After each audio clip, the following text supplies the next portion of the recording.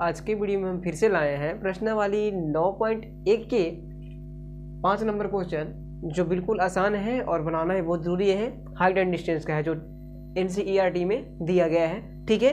तो उसे भी आज हम लोग हल करेंगे और पीछे के जितने भी क्वेश्चन है वो सारे हम हल कर दिए हैं। आप जाकर के प्ले चेक कर सकते हैं। चलिए, तो बिल्कुल आसान तरीका से इस सवाल को भी हल करेंगे और सबसे पहले क्वेश्चन को पढ़ेंगे और ध्यान से आप सुनिएगा, तभी इस क्वेश्चन समझ में आएगा, अन्यथा नहीं आएगा, ठीक है। तो कहता है कि भूमि से 60 मीटर की ऊंचाई पर एक पतंग उड़ रही है। देखिए, भूमि से 60 मीटर की ऊंचाई पर क्या उड़ रहा है, तो पतंग उड़ रही है। तो ऊंचाई दे दिया गया है 60 मीटर। इतना समझ में आ गया ना, ऊंचाई पर उड़ रही है पतंग। तो और कहता है कि पतंग में लगी डोरी को अस्थायी रूप से भूमि के एक बिंदु से बांध दिया गया है। भूमि के साथ डोरी का झुकाव 60 डिग्री का है। कहता है कि ये जो पतंग की डोरी है उसको अस्थायी रूप से बांध दिया गया है, ठीक है। वो बिल्कुल अस्थायी हो चुका है, कोई दिक्कत नहीं है, हटेगा नहीं यहाँ पास। और वो भी 60 डिग्री के कोण पे, ठीक है। और जो डोरी झुका हुआ है कितना डिग्री पे, 60 डिग्री पे झुका हुआ है, ठीक है। चलिए, तो आगे क्या कहता है, यह मान करके डोरी में कोई ढील नहीं है, डोरी की लंबाई ज्ञात कीजिए। चलिए देखिए क्या पूछ रहा था, हम लोग को सब पूछ रहा है ये डोरी जो है ना पतंग की, इसकी लंबाई कितना है। ऊंचाई तो दे रखा है 60 मीटर और थीटा का मान भी दे रखा है 60 डिग्री। ये झुकाव जितना झुकाव रहेगा वो 60 डिग्री होगा, ठीक है। चलिए, तो आपको एक बात ध्यान से देखना होगा। अब ये बन गया, ये दोनों कैसे रेखा खींचे हम लोग, तो आप तो जान रहे हैं कि ऊंचाई की मतलब ये लंबा सीधा जो ऊंचाई आगा नीचे ऊपर से नीचे तक नापेंगे तो ऊंचाई यही ना होगा, ठीक है। और इसको तो भूमि है तो भूमि को ऐसे पार देते हैं। तो आपको हाइट एंड डिस्टेंस में ये ध्यान रखना है कि हमेशा आपको बनाना है एक समकोण त्रिभुज, ठीक है, हमेशा। चलिए, तो देखते हैं, निकालना हम लोग का लंबाई, ठीक है। इसका मान निकालना है, यानी कर्ण का मान निकालना है। किसका, कर्ण का मान।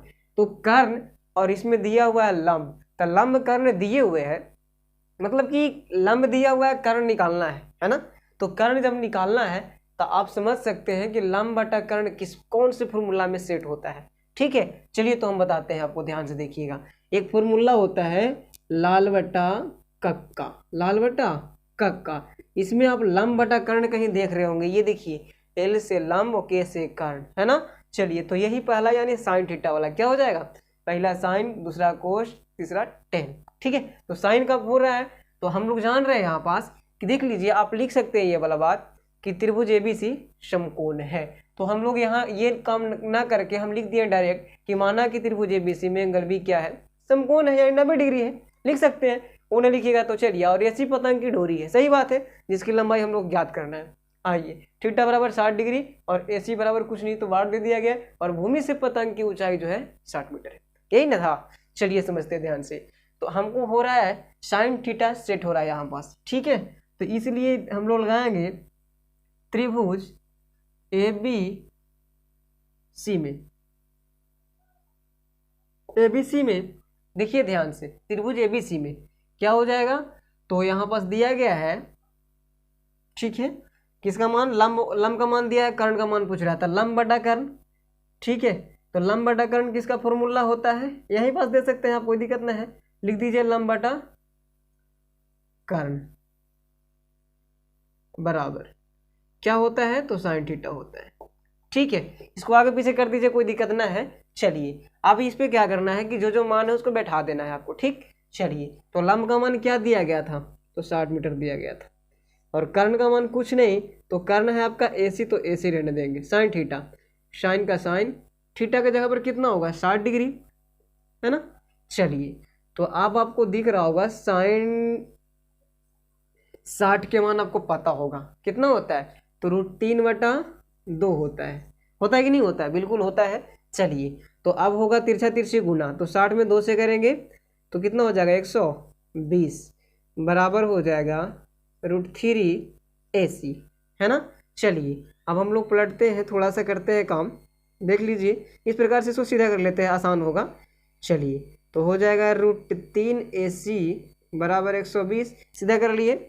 जब AC बराबर हम निकालेंगे तो 120 बटा क्या आ जाएगा, √3 आ जाएगा, ठीक है। तो अभी इसका काम नहीं हुआ है, देखिए ध्यान से, आपको इस तरह के जब भी आ जाना तो हरों का परिमेयकरण करना होगा आपको, ठीक है। चलिए, तो हरों का परिमेयकरण कैसे होता है, ध्यान से देखिएगा, समझ में आ जाएगा। तो हर यहाँ पास क्या दिख रहा है आपको, √3 है, √3 को परिमेय के रूप में लिखना है, यानी कि P/Q के रूप में, √3/√3 हो गया। चलिए अब 120 में करेंगे √3 से गुना, तो 120 √3 हो जाएगा, बटा √3 में √3 से तो √9, और √9 का वर्गमूल कितना होता है? 3 होता है। ठीक है, अब इसको काट सकते हैं, 3 चौका 12 यानी कि 40 √3 मीटर। यही तो हो गया आंसर। ठीक है, आप यही आंसर दे सकते हैं। आपको क्या लिखना है लास्ट में, एक काम करना है कि जो पूछ रहा है तो वही चीज को बता देना है कि अतः पतंग की डोरी की लंबाई, पतंग की डोरी की लंबाई कितना आ गया? तो 40 √3 मीटर। ठीक है, यही हो गया आपका आंसर। ठीक है, तो आशा करते हैं ये वीडियो आपको समझ में आया होगा। तो मेरे चैनल को सब्सक्राइब